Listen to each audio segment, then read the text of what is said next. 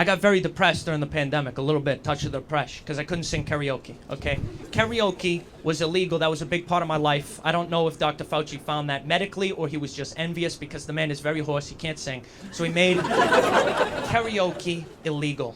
So I had to improvise. I could no longer go to the Ming Dynasty in Marshfield, Massachusetts, so I had to improvise. There was a loophole. Houses of worship were open. And I don't know if you have been to church lately, but it is basically karaoke with Jesus. All right, so I'm in there just singing, just all of my good days, I've had some hills to climb, singing for Jesus. Okay? I was just out there. I would be Episcopalian on a Monday, Lutheran on a Tuesday. Friday, I was Jewish. If there was a pew, I was there to sing, okay? I was going to church for 2 reasons. One, I do believe in God, which is crazy. It's crazy. I can already hear people freezing up, right? Because we're in Massachusetts. Massachusetts, nobody believes in God, okay? Now, we're not rude. We're not rude. We're not atheists. That's fresh. So we do go to church, but you are not supposed to believe. Okay, you start talking about God outside of cussing someone out when they cut you off on the highway, we're freaked out. Okay, what's going on, Joel Osteen? Shut it down. You took it too seriously. Okay, so, but I actually believe in God, and people act like that's nuts in 2022. You know, I start talking about God, they act like I'm talking about Frank Sinatra. They say, my grandma used to listen to that guy. I thought he was dead. But I'm going to church. I don't know why, but the Lord is speaking to me, right? I'm going to church 2 reasons. 1, to look for Jesus. 2, to meet women. I don't know if Jesus is there. Women, definitely not there. I'm the only guy who can't take a penalty-free withdrawal from his Roth IRA. Nobody gets it. Nobody gets it. You're all screwed. That means I'm under 59 and a half. You don't get that joke? Leave right now. Call Charles Schwab. You're in danger. I'm worried for you people. We're on a rooftop. You have no retirement. You're making me sick. I'm crazy. I'm Christian. You all believe in Social Security. That's insane. Okay? That's insane. Right? But I'm in there looking for the ladies. And let me tell you something. It is very difficult to date as a Christian, okay? Because the people out there, the language is spicy. It's very hard, okay? It's very hard, sir. I'm out there. The ladies these days, they want to call you daddy. I'm Roman Catholic. Call me father. Monsignor, if you're nasty. Let's get the Pope involved. Where is he? Papa Francisco. Good to be here, though. I know people a little on edge. It's a Saturday. We're at a workplace. We're at a WeWork. People, they don't like to think about work. You're clocked out, right? Because work is very traumatic. Okay, it's very traumatic for the white-collar worker. I know, I was there, right? And nobody wants to go back to the office because when you're at home, you're throwing in laundry, okay? You're heating up stuff, you're shopping, you're making love to your neighbor. Nobody knows, okay? But when you're at work, you have to put on a front that you're busy. You have to do your job and act like you have a job, okay? I hated working in an office. I would show up every day 9:15 in the morning. And some of you are sharp. You're like, Zach, 9:15, you were late. I wasn't late. I was on time with a nuanced understanding of my employee handbook. I got one 15-minute break a day. I took it to begin my day. My boss would say, Zach, you didn't do any work. You can't take a break. I said, look, I woke up. I remembered I had a job. I need a break. So I'm there, 9:15.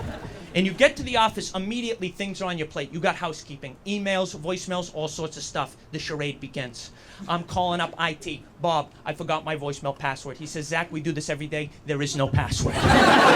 So I'm in there. I'm overwhelmed. There's like 6 voicemails, blinking red light, hit delete, no voicemails. Now I got to tackle the emails, all sorts of stuff, okay? Select all, mark as read.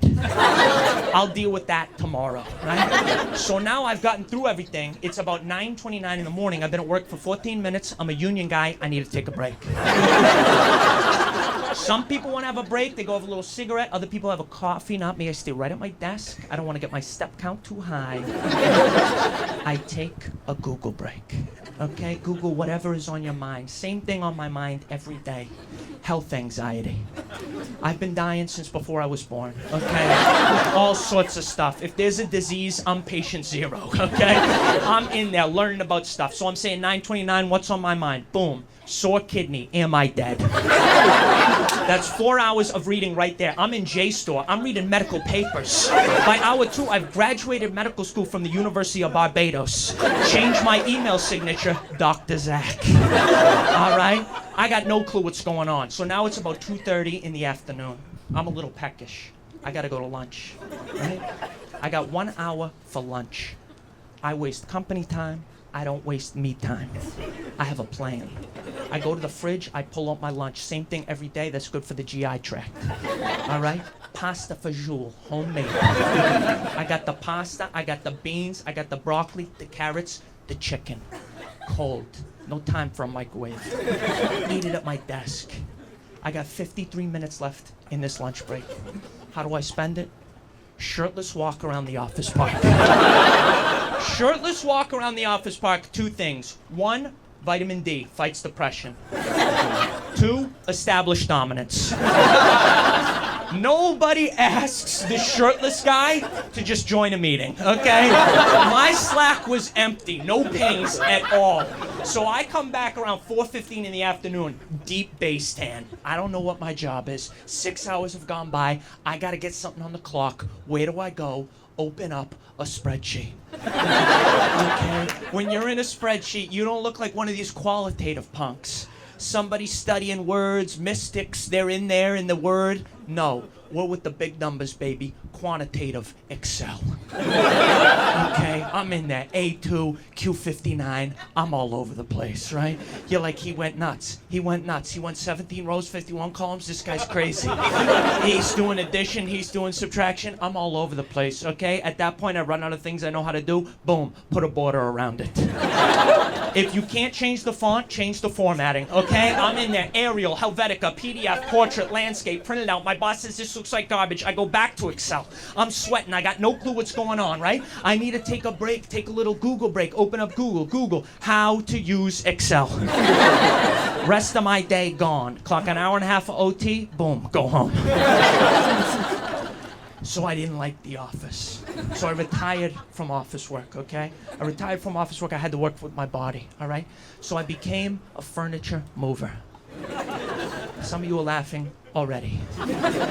I weigh 158 pounds, soaking wet. I'm built like a chicken breast, nothing but skin for that. If I show up to move your couch, you ask for a refund.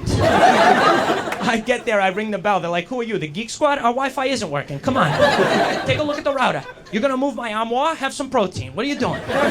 So I'm there. I'm the thinnest mover. 158 pounds, soaking wet, built like a chicken breast, nothing but skin and fat, okay? So if you are the thinnest mover, nobody's happy to see me.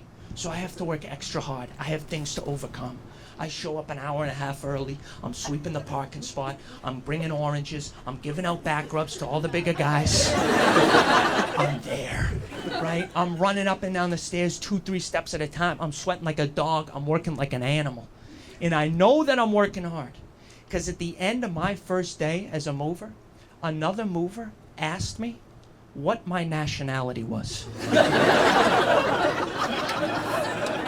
That is a huge compliment. Huge. Do you know how hard you have to work as a white person for somebody to assume that you're foreign? I worked so hard I sweated through my citizenship. They said, this guy's pasty, but there's no way he's got papers. No way. I haven't seen white people sweat like that. Not if it's not Equinox. What is this, group exercise? I'll go carry a box. How much does this cost, right? They says, I don't know where this guy's from. Maybe Albania, some kind of refugee. Maybe he's Cuban. They come out undercooked sometimes, but no way that this guy is American. All right, give it up for Brad one more time. Thank you.